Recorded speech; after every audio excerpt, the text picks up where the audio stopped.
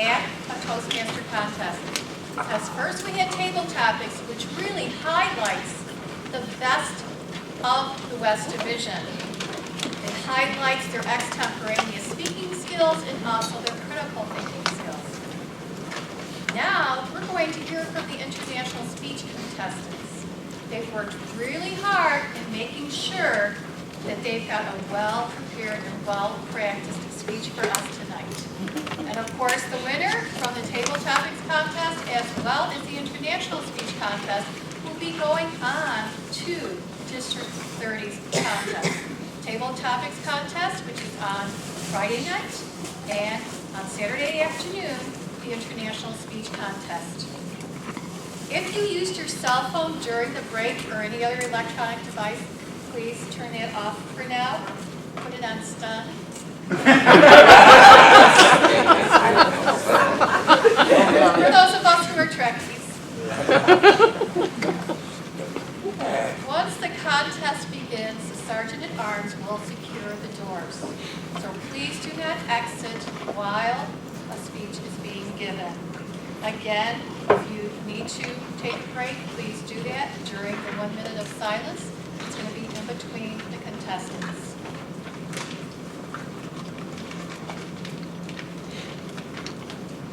Here is the speaking order for the International Speech Contest. Contestant number 1 is Bryant Harner. Contestant number 2 is Stephanie Williams. Contestant number 3 is Calvin Gibbs. Contestant number 4 is Harlan White.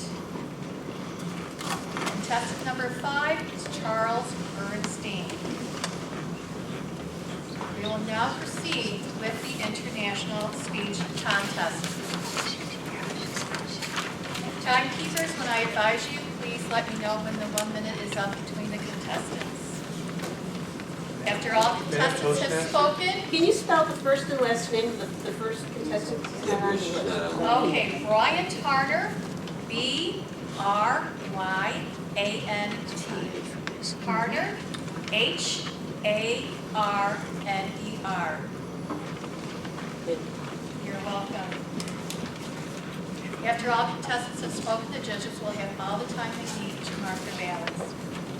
We will now begin with the International Speech Contest.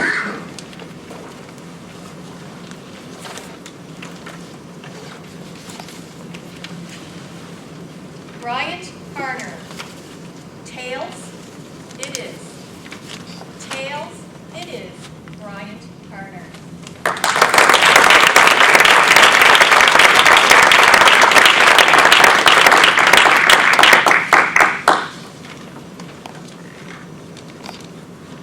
There I was, in Studio 54. Was I disco dancing? No, I was not. I was in the Studio 54 conference room at the world headquarters of GoGo Incorporated. You know GoGo, the leader in in-flight internet. I was meeting with my boss, and we were up to our usual tricks, raising the prices on GoGo's customers. And for those of you who have a complaint about the high price of internet on an airplane, I say, you're getting internet on an airplane. Of course it's expensive. Stop complaining. Fortuitously, I had left the conference room door open. Another coworker, Janine, happened to walk by and blurted out, can anybody go to Japan this week, like Thursday, for a test flight? Well, it's Tuesday afternoon at 2:30. That's a ridiculous idea, trying to find someone to go to Japan on a day and a half notice. Wait a minute. I'd like to go to Japan. Oh, Janine, may I have a word with you, please? John, hold on, I'll be right back. Went to talk to Janine. I said, were you serious about trying to get somebody to fly to Japan on Thursday, and it's Tuesday, 2:30 in the afternoon? Yes. If you can go talk to your coworker, Hisham. He's coordinating this program. Went to my desk, typed an email to Hisham saying, I'm eligible, count me in. Went back to my meeting, I said, now where were we before I was so rudely interrupted and got selected to go to Japan on Thursday? Well, 5 o'clock rolled around, and I hadn't heard from Hisham. I thought, I better find out what's going on. I went to his desk, And much to my dismay, he was briefing another coworker, Rhea Hamrin, on her upcoming trip to Japan. Now, wait a minute. I sent that email at 4 o'clock. What's going on? What followed next was an Alphonse and Gaston routine. Oh, you should go to Japan. No, you should go to Japan. You're here. No, ladies first. You should go to Japan. No, you should go to Japan. No, I'm the Queen of Spain. No, I'm the Queen of Spain. Finally, Rhea came up with a great idea. Let's flip a coin. She whipped out a coin, gave me the privilege of calling. And I always call tails in those situations. Tails it is. I'm on my way to Japan in less than 48 hours. Flash forward, I'm sitting in a window seat, seeing the Nagoya, Japan coastline as we come in for final descent. My thought was, what have I gotten myself into? I don't speak Japanese. When I got off this plane, I'm in Japan. Well, Madam Toastmaster, fellow Toastmasters, and honored guests, you will never meet a more polite society than the Japanese. They've taken care of everything. You don't even need to speak Japanese to visit Japan. All the street signs, subway signs, any sign you'd need to navigate is in English and Japanese. I had to take a local train. Can you imagine this occurring on a metro train? The conductor comes in, bows to everyone, says something super polite like, on behalf of the Meitetsu train line, it will be my very great privilege to verify the accuracy of your tickets and to serve you tonight. Then one by one, he went down and checked everyone's ticket.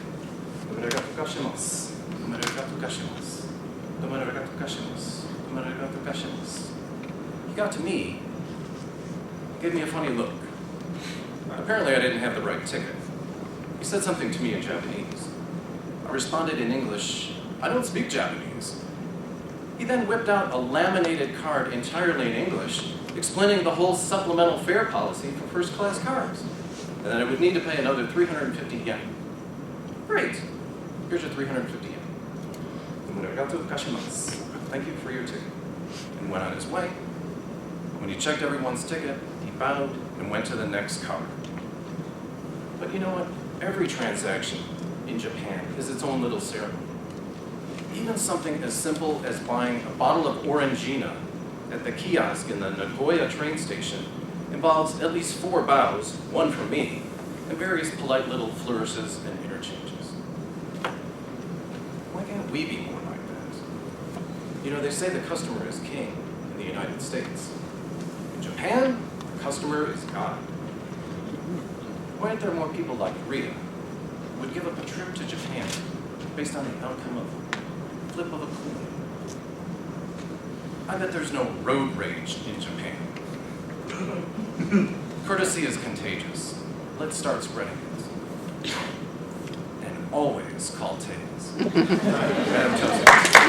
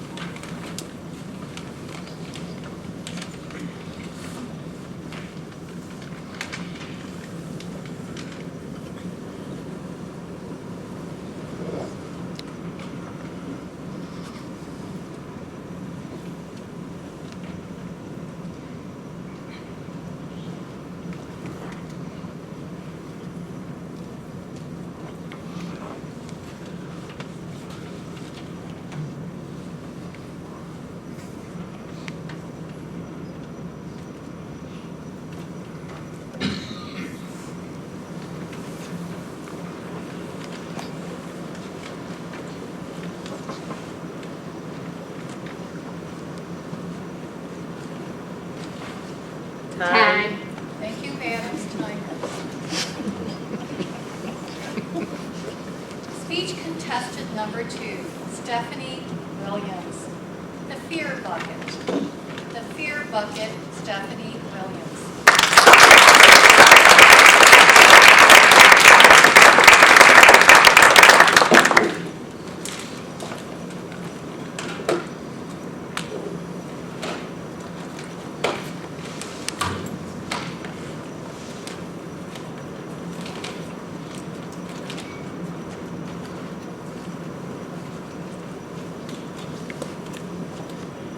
Fellow Toastmasters,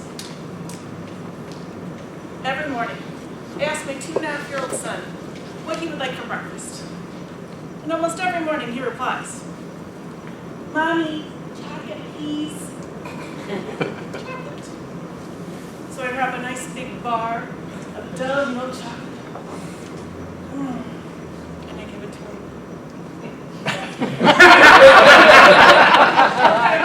Right? I have another son, he's 7. When I ask my 7-year-old what he wants to be when he grows up, he replies, "Mom, I already told you, I'm going to be a world-famous crocodile scientist." That's right, he did tell me that. But just last month, he said he wanted to be captain of a sea-bound research vessel. He may change his mind, but he always knows what he wants. And that's my point. Children know what they want, and they're not afraid to go after it. Children aren't afraid, because they haven't acquired the various fears that adults accumulate. Let's think of fears as pebbles. Pebbles that get dropped into a fear bucket. We are all born with the fear bucket. When we're children, it's practically empty. But as we get older, these pebbles of fear inevitably find their way into our buckets. Fears like, am I good enough? What if I fail? The big one. What will people think?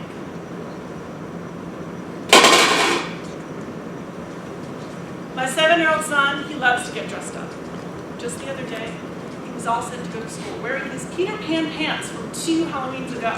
He had matched these very short, very tight, rounded pants with a yellow and black striped rugby shirt. He had finished his outfit with a navy boot. He was so proud of himself. I convinced him to change. Maybe that wasn't the right call, though. Maybe by doing that, I had put what people think pebble in his room. When I was 7, I knew I wanted a job that would allow me to help animals. This dream stayed with me. In high school, I volunteered at an animal shelter. I walked dogs. I groomed bunnies and cats and got them ready for adoptions. I loved it. My parents supported my dream until I was in college. And I said, "Mom, Dad, I'd still like to try and find a career where I can help animals." Well, this made them pretty nervous. They were afraid I wouldn't be able to support myself. So they urged me to take business classes and pursue a traditional career.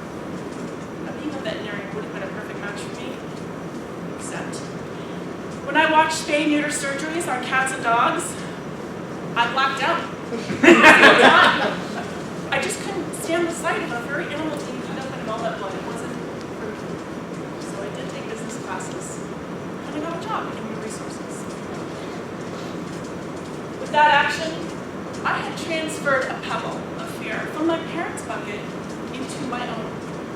And it had covered over my want to help animals for me. What pebbles might be in your bucket? Put them there. Your parents, your friends. How many of them might you have put? Over the course of time, I have added quite a few pebbles to my own fear bucket. I have a terrible fear of turbulence on airplanes. At the first sign of a bumpy ride, I transform. A devout Catholic. All fear is not bad though. Fear triggers our autonomic fight or flight response. Humans that feared snakes, spiders, scorpions, and storms survived and lived to pass on those traits. People that could anticipate fear did even better.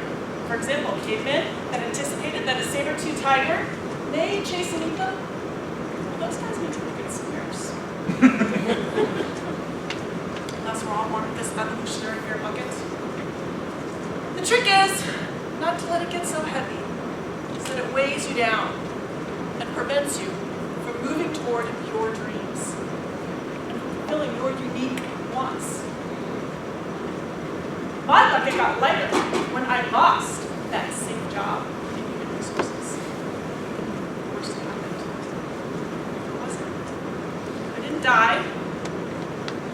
Actually, getting laid off was a gift because it enabled enabled me to toss out an old pebble of fear and go after what I really wanted, a job helping others. We all have wants and dreams. Our wants are an essential part of who we are. They make us special and interesting. I believe they help us fulfill our life's purpose. What about your wants or dreams? Some of them need to be unearthed. Toastmasters? I'm not gonna lie, tossing out pebbles of fear is not easy.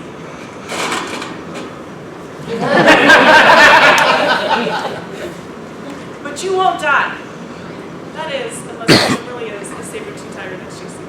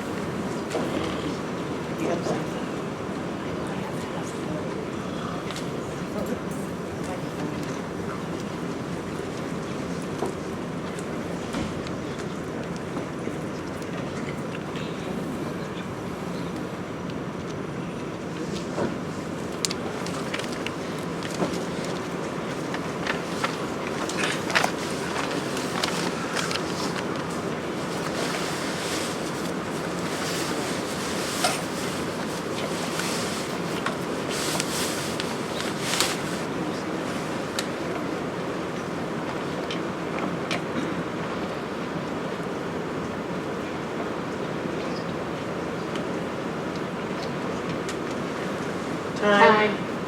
Thank you, band of timers. Contestant number 3, Calvin Gibbs Jr. I am worried for our country. I am worried for our country. Calvin Gibbs Jr.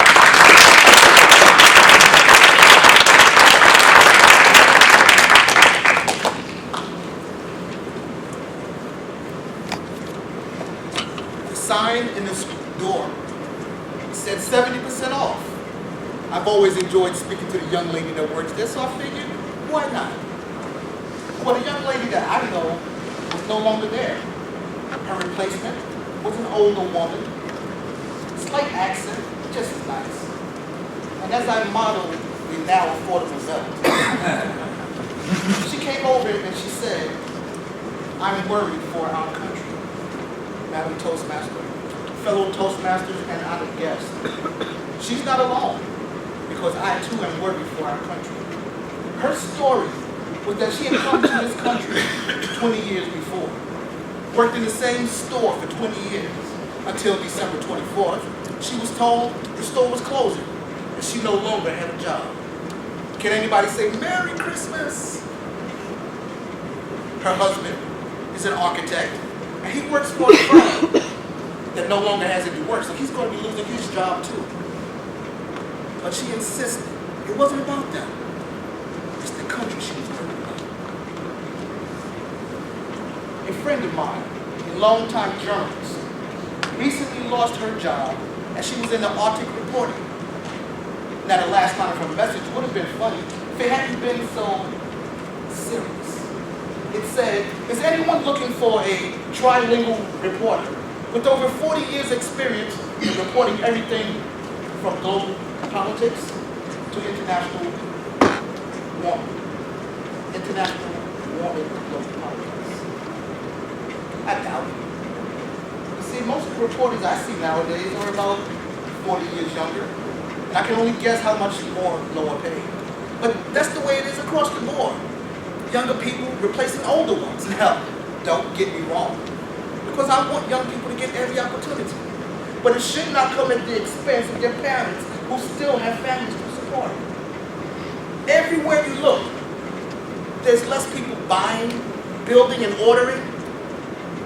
That's because less people are out there spending money. But more people are spending their days worrying. But they're not worrying about who's going to win the next election or who's going to get the blame. They're worried about how they're going to keep their homes, how they're going to make ends meet, homelessness, high unemployment, disparity, despair. Do they hear us in Washington? Do they feel our pain? In Washington, everything is a Democratic versus Republican issue. Right versus wrong, winners versus losers, the next election, the blame game. I know they say they feel our pain, but it doesn't feel that way. It doesn't feel like we're being asked to pull together.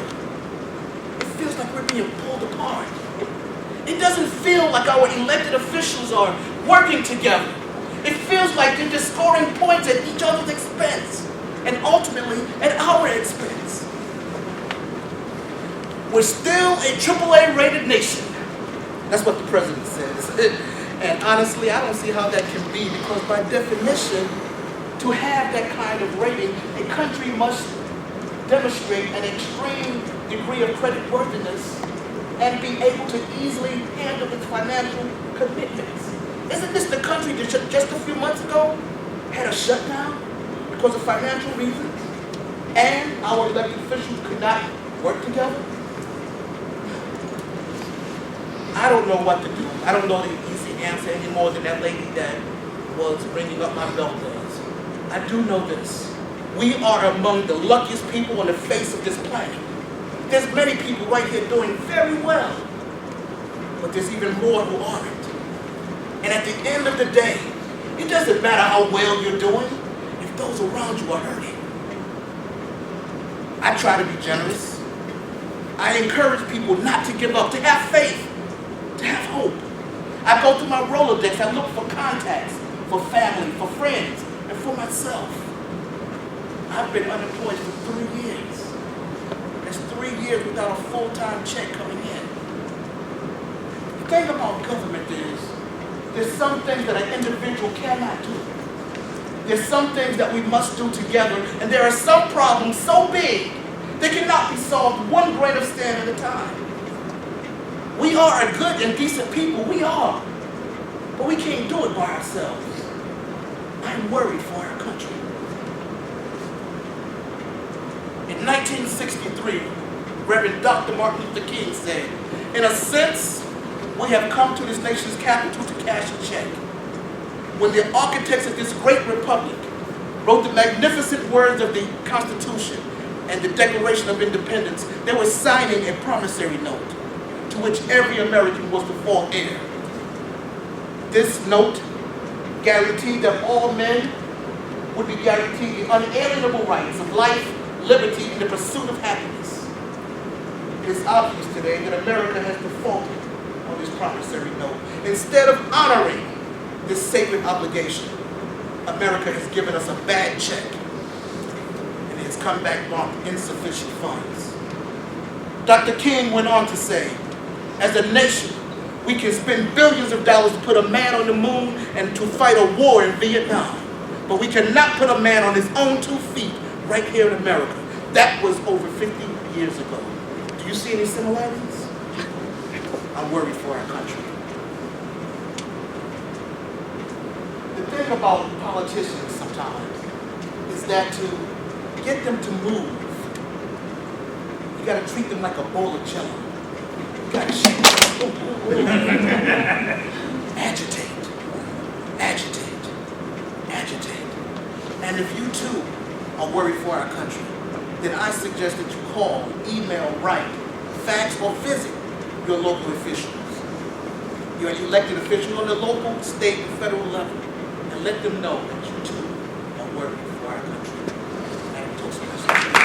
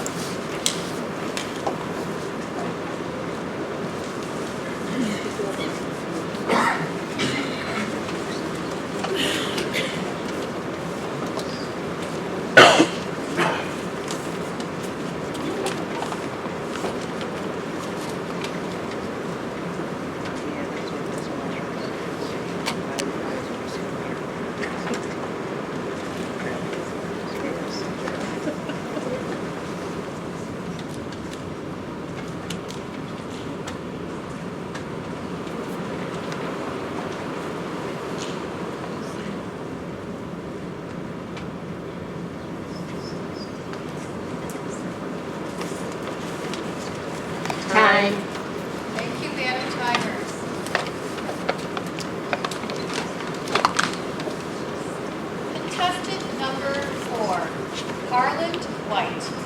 Superheroes. Superheroes, Harland White.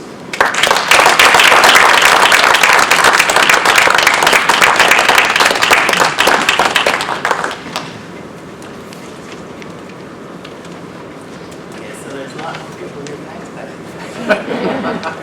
Thank you, Madam Toastmasters, fellow Toastmasters, and guests. My name is Harlan White, and today, as my title suggests, I'm here to talk about superheroes. And to me, superheroes are people that inspire, they give you hope, they also help to save lives. Right? In addition to that, I think that superheroes are people in our lives that help to shape and mold who we are. And as a result, I believe no matter how old you are, it's definitely important to still continue to have superheroes in your life. So I'm going to talk a little bit about how superheroes have impacted my own life here today. So I was saying it started with my mom. She was my first superhero. Or I guess rather, my mom and my dad got together, helped to create me. And in that definition, there are people that they do amazing things, right? So both my parents throughout the course of my life have done amazing things. Throughout the course of my life, they both provided hope for me. They both helped to save my life. I wouldn't imagine being a baby that I would be able to survive past 24 hours if I wasn't for my parents, right? So the first superhero in my life would have to be my parents, and especially my mom. I would say, but he really helped, or my mother really helped to teach me primarily two things from this first superhero. One is that everything in life happens for me. Two, that I can do anything that I put my mind to, and three, that to be proud of who I was. And I thought that was a particularly interesting one, being that I grew up in Naperville, being African-American in Naperville, was not a whole lot of people look like me throughout the school system. So just being proud of who I was is very important. I really put the shape of my life and I'm still that into it. So next, as I was growing older, I have different superheroes as I was able to look on TV and be motivated by various different things. Of course, one of the next superhero that I like to talk about is the X-Men. Right? So I was a really big X-Men fan and I really loved that cartoon. So they really, my favorite X-Men in that case was Wolverine. Because Wolverine was just, I really like the fact that he pulled out claws from his skin. I found that to be really amazing and how it didn't matter what happened to him, he'd always heal. I thought that about being a person that played a lot of sports, I thought that would be really pretty much invincible.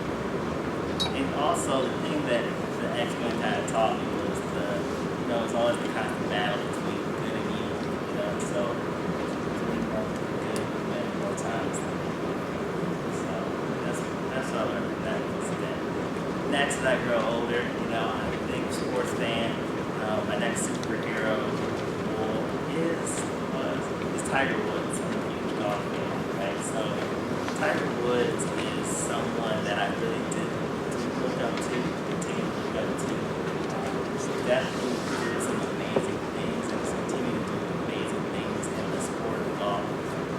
And when he came into, professional golf, I was actually freshman year in high school, and he really motivated me to also pursue the game of golf. Up until that point in time, I pretty much played all kinds of different sports, and so that's the first time that actually clicked in my head that I too could play golf. I saw him playing golf, I could play golf. So what that did was it inspired me. It gave me hope that I too could play the game of golf. And that's something that I looked to my parents, and they laughed at me when I said I wanted to play golf. And they were wondering basically who was going to pay for it. So they're like, you do all this other stuff, now you want to do golf. Right? So I had so pretty much when I turned 16, I got my own job, all the money went towards golf. After that, I had to get a job at the golf course, and it really continued on from there. And I ended up playing golf in college and scholarship, and then when I got done with golf in college, I realized that golf actually was expensive, and I had to Yeah, so that's kind of interesting. So then also, so that was another superhero in my life at that point in time. And then after I graduated college, I came in contact with a new superhero who's above all the other superheroes that have ever been in my life and impacted my life. You know, he definitely did amazing things to walk on water. Did amazing things like turn water into wine, and did, you know, amazing things like opening the blind man's eyes, things like that. And so it was after college that I was actually had some friends who was their Christians. I had a lot of Christians, but then they actually, you know, they weren't drinking all the time, they weren't partying all the time, they weren't just chasing girls. So it kind of intrigued me a little bit. And, you know, so we talked about things, I was like, oh, I and they just kind of telling me a little bit more. And then, you know, and I started learning about this whole thing about hope, you know, so again, superheroes, they do amazing things, they also provide hope, right? So, you know, Jesus, as I was learning more and more about him, he certainly provided hope, you know, from whatever situation you're in. And that's kind of what drew me towards him. And then also, the last part was he kind of saves your life, right? So he took me from where I was as I was, brought me to where I am.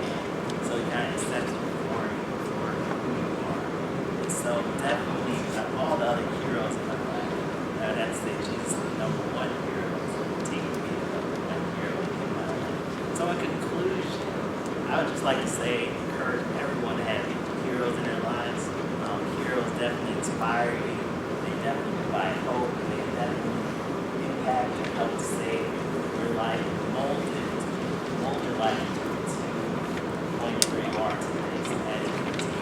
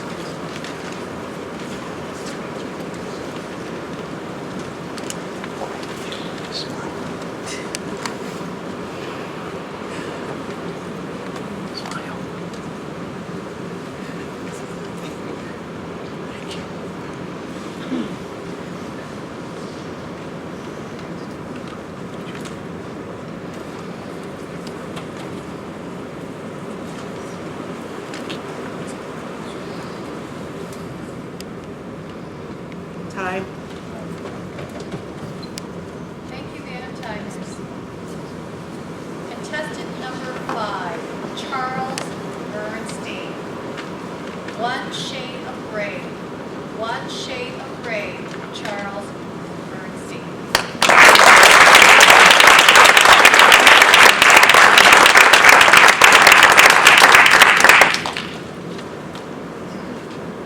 What does it mean to grow old? When I was young, very young, one day, my dad climbed a ladder to the roof of our house to do some work. I thought it would be a great idea to follow him, so I started climbing. And when I got to the top of that rickety ladder, I saw my dad and said, "Hi, Dad."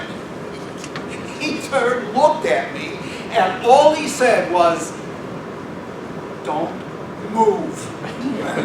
He came over to the ladder, got on, and grabbed me by the collar of my jacket, and he said, "Okay, now, go with the ladder." I did. He lifted me off of that ladder, and with his free hand, climbed slowly down to the ground. Mr. Toastmaster, fellow Toastmasters, honored guests, and all of you who are young, anyone under the age of 60. and some of you above. I remembered that day on the ladder many years later when my dad was old. He always took care of us. And now he was frail and couldn't take care of himself. I changed. I noticed my parents growing old, but I never really thought about what it was like for them or what it might mean. After all, I was young. I was immortal. I was busy with my life. A few years back, I was crossing the street. It was a sunny day, and I could see, reflected in a store window, some old fellow who appeared to be walking toward me. And as he got closer, I recognized him. It was me. Am I that old already? That gray? I could see in the light of day. For the first time,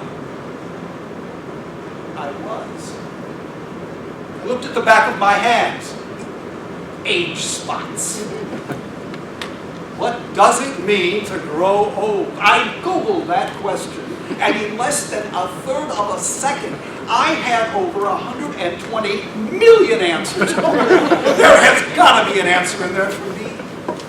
Many of them were about growing old gracefully. One plastic surgeon said that cosmetic procedures can not only make you look younger, but feel more confident. He said, you should do whatever is necessary to stride into old age with confidence. Many other articles were about the infirmities of old age. Arthritis, osteoporosis, heart disease, high cholesterol, low T, insomnia.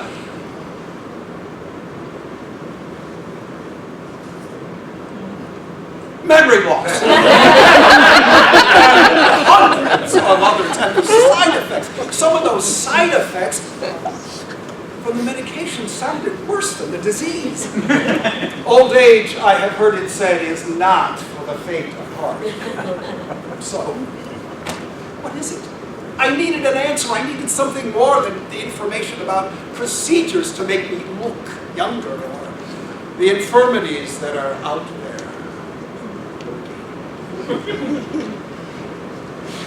When I was a young man, I met an old man from Russia. He had a heavy accent. We played chess one afternoon at North Avenue Beach. He was in frail health. He looked terrible. I think he'd had a hard life. He hunched over the chessboard and he had arthritis so bad it was hard for him to pick up the pieces. I felt guilty just watching the effort he made just to play the game. After he beat me 3 games in a row, I stopped feeling guilty. He looked up from the board, smiled, pushed his glasses a little higher on his nose, and somehow took a slug of vodka from a flask that he had, offered me a drink. I took it. And with some effort, he straightened himself up. He looked right at me. I tell you a little secret about life.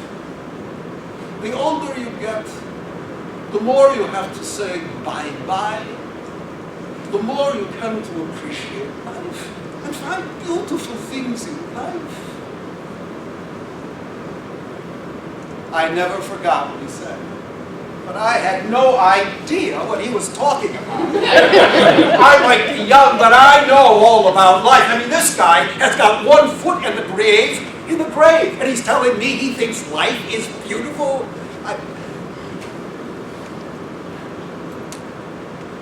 As I realized that I was no longer young, or even middle-aged, I thought about people, talents, abilities that I've had to say bye-bye to. I finally started to understand what that old man was trying to tell me. Simple things can become profoundly meaningful. To be able to go for a walk or look up at the sky is a blessing. When you're young, you think you have all the time in the world and it's easy to take life for granted. That old man helped me to understand that it's important to appreciate, to see what's there. That's what growing old means. For as long as we can.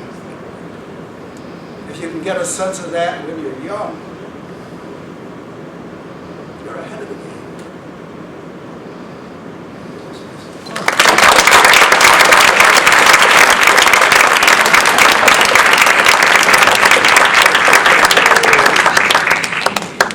Everyone, please remain silent while the judges tabulate their ballots and the ballots are called into the law.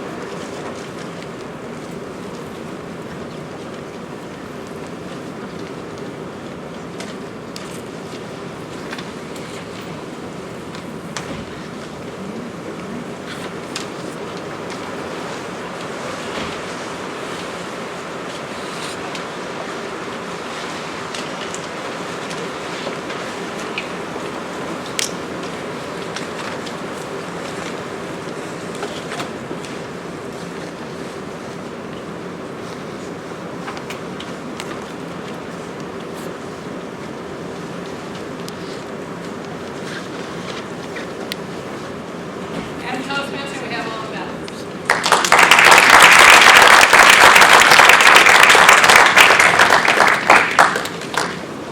This has been a wonderful contest, hasn't it? Yeah.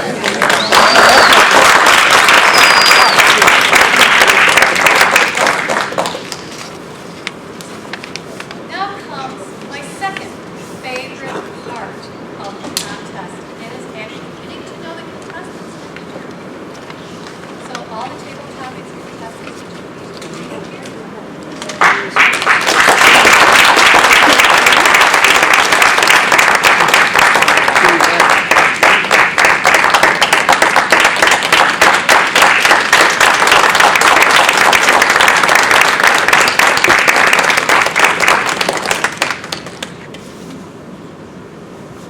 We'll start with you, Bob, since you were the first contestant.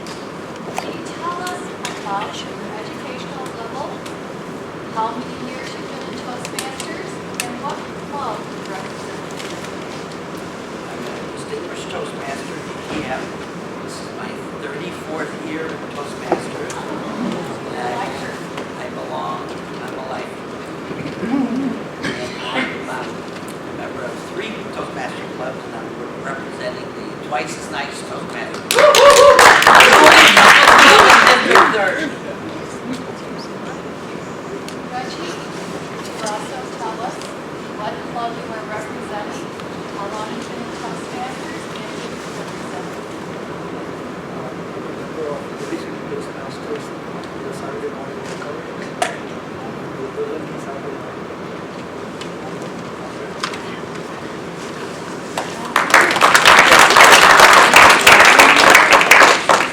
Same drill, how long have you been in Toastmasters, what's your educational level, what club are you representing?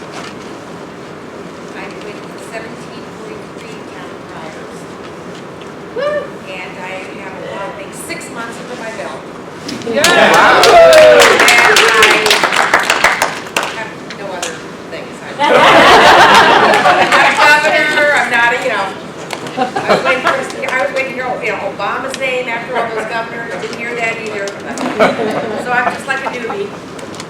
Thank you very much. Bob, tell us a little bit about your favorite interests or hobbies. Actually, it's Toastmasters, but my favorite interest is musky fishing.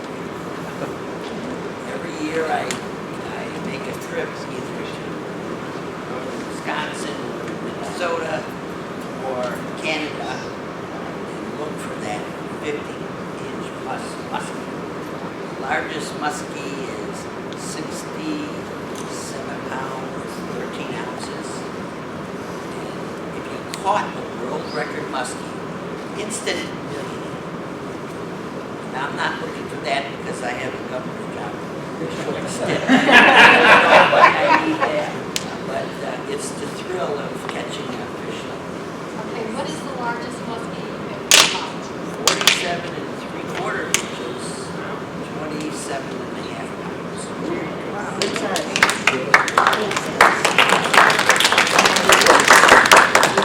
How about you? I like to read. If I'm not lucky. So I read, there are different kinds of books. I read religious books, psychology, and also spiritual books. In fact, there are all different stories.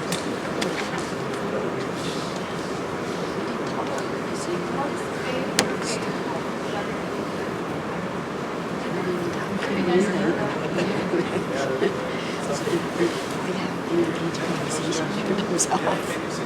I'm sorry to interrupt. The air conditioning Yeah, is we red. can't hear a thing. It's hard for anybody to hear. If they Yeah. could ask people to speak up a little louder, that would be great. Thank you. Okay. Move forward, too. Okay, the question is, what is your favorite, the follow-up question was, what is your favorite book? Which you read so far? The favorite book which I read was Tuesdays with Morrie. It was a couple of years back. That gave me a perspective on life. Life is something which is very precious, and I totally agree with the gentleman who said that. While you have the time, make sure that you make time for your loved ones, make time for the people who matter to you. Think about others. And you can do something about them. So there will be a day you might think, but you will not be able to do it. That was my message.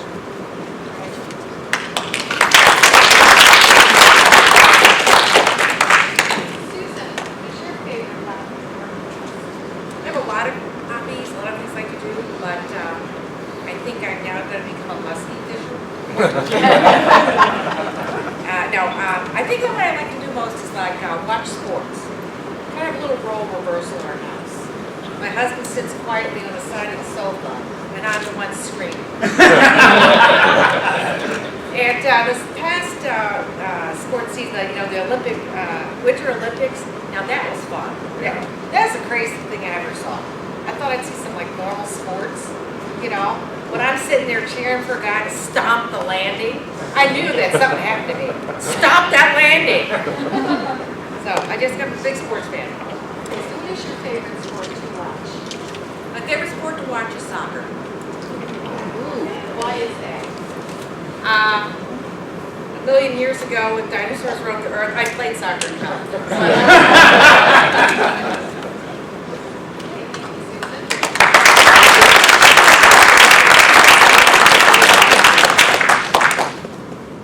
One more question.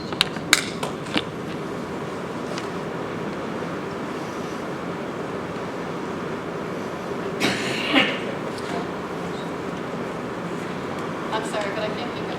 So what I'm going to to do is I'm going to go ahead and give you your certificates of participation. We really appreciate the fact that you are contestants here at the West Division and in Hunter Table Topics Conference. Thank you very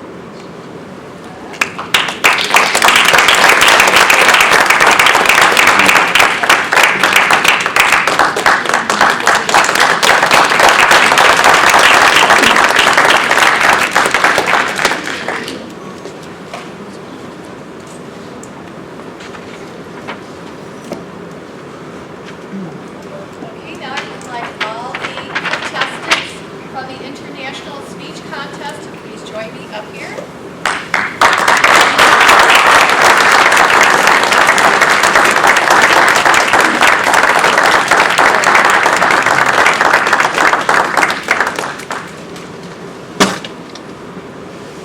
You've already seen how I interviewed the last group, so it's going to be the same thing. Brian, how long have you been in Toastmasters? What is your educational level? What club are you representing? I've been in Toastmasters for 3 years. I'm the founding president of the Go-Go Toastmasters, which is the corporate club that I'm representing. But I'm also a member of a club that I call French Toast.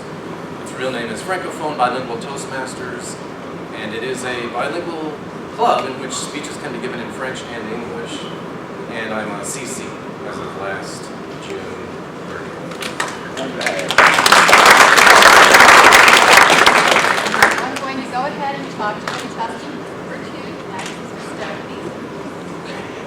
What club are you representing here tonight? How long have you been in Toastmasters? And what is your highest education level? I'm representing Glen Ellen Town Criers. I've been Toastmasters about a year and a half, almost 2 years. And I have my CC and I just got my ADL.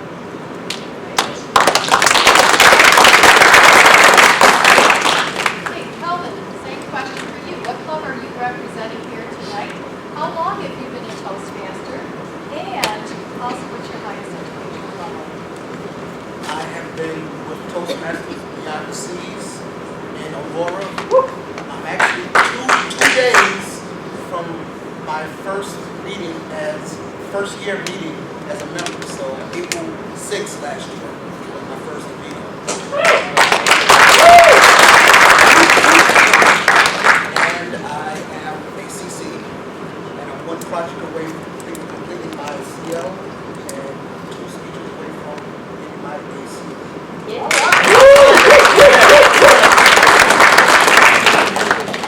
Carlin, you know what's coming next. So I'm representing Internationally Speaking Toastmasters. They're the Navistar Corporate Club. I've been a Toastmaster 3 or 4 years. I think 4 years. And I'm a CC.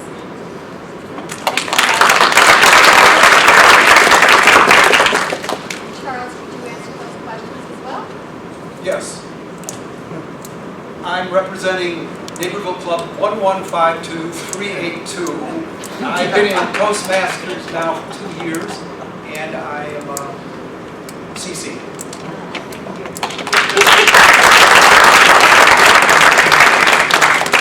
Second question, and this is going to be the final question since I'm going to come up with the third one with the last group. What is your favorite interest or hobby? Well, I just was able to take advantage of that in skiing. Went on a ski trip recently. But a close second is French, and I'm going to combine the two next year and lead a ski trip to the French Alps with Sanctuary Ski Club in Live. Fantastic. Sounds great.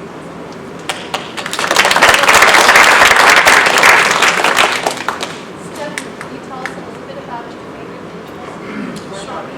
I have 2 interests right now: paddleboarding, which I don't get to do very often.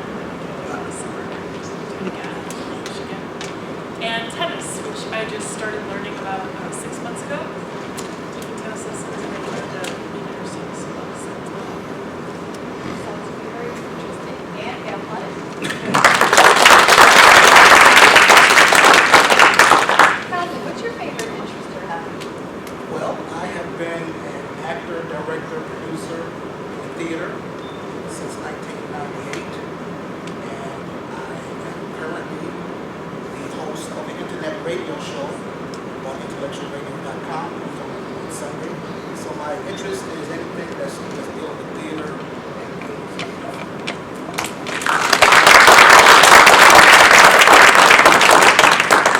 Carlin, what's your favorite hobby or interest? So mine would be golf. So after I finished, college, I took a little break. It was kind of expensive. But last year I got in over 70 rounds of golf, and I got a 3 handicap. So this year we're gonna shoot for more scratch golf. So golf is my favorite.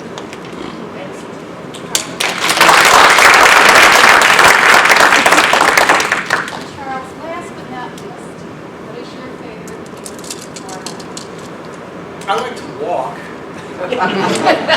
I like to go hiking. Last summer went up to hike in the Canadian Rockies, and it was just beautiful. And you can also look at the sky too, so lots of stars. It's just extraordinary. Thank you, Charles.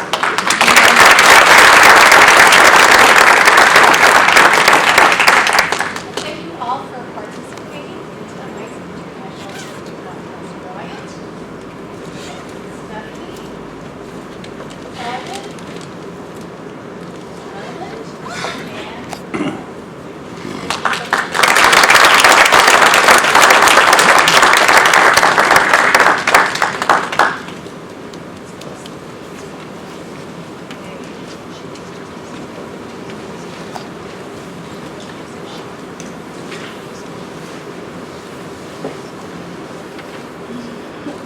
Okay, I believe the votes have been tabulated, so I would like to call up our contest chair at this time, Shanique Baker.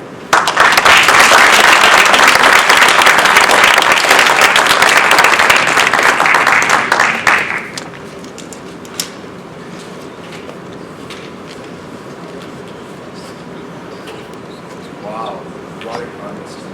In fact, actually, when I was sending out the emails to you guys, I never thought that all of you guys would show up. It's a nice problem to have at Toastmasters meeting, right? I'm so thankful to each one of you. Before we have the prizes, I want to say my thanks to a few people. And first of all, contestants. You guys really entertained us. Made us laugh, think, really entertained, each one of you. So give a big round of applause.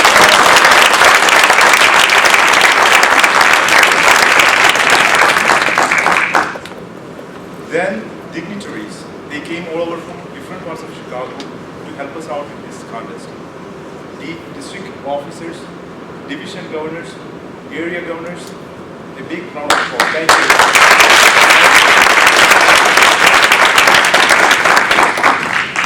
All of my functionaries. That is the beauty of Toastmasters actually.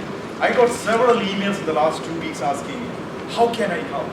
I don't know whether any other organization you can get this kind of support. And that is seriously, that is why I love this organization. Thank you guys. Thank you for all. And out of the functionaries, I want special thanks to one person, which is nobody other than our Toastmaster of the day, Linda Gaska.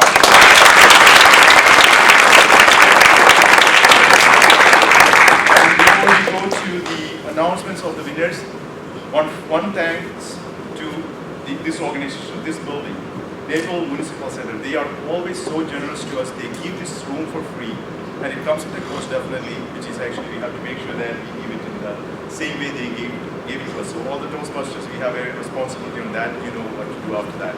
But with that, I want to thank Naval Municipal Center for giving us this room.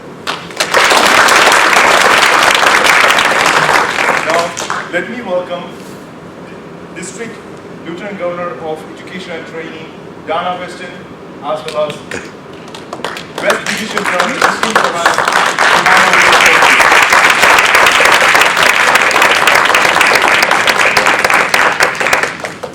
I'll start with the table topics, which is the order to go.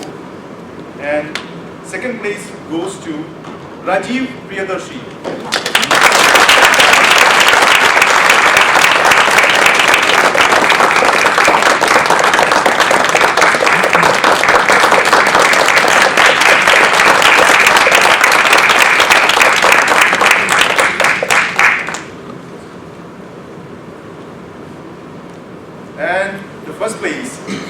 goes to Bob Raman.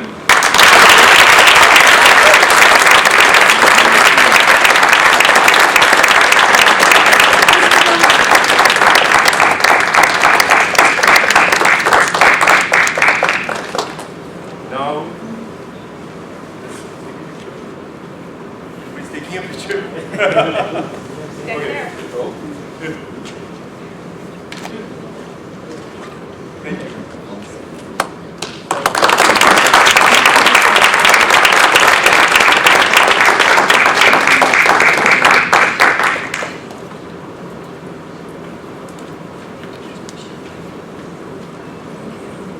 We go with the international speech contest winners. We go with the third place.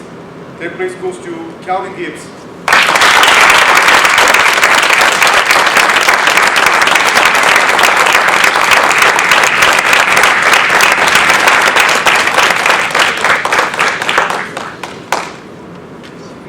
Second place goes to Stephanie Williams.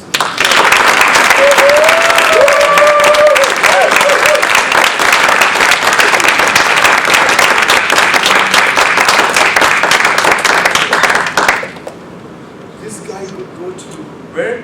Malaysia! Malaysia! Wonderful! And it's nobody other than Charles Bernstein.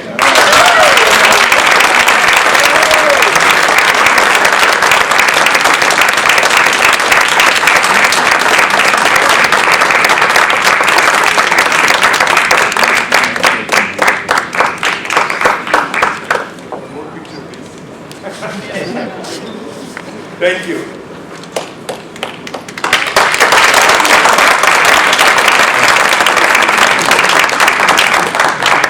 There are no more announcements to make. See you all at the District 30 conference at Skokie. Contest is over. Thank you.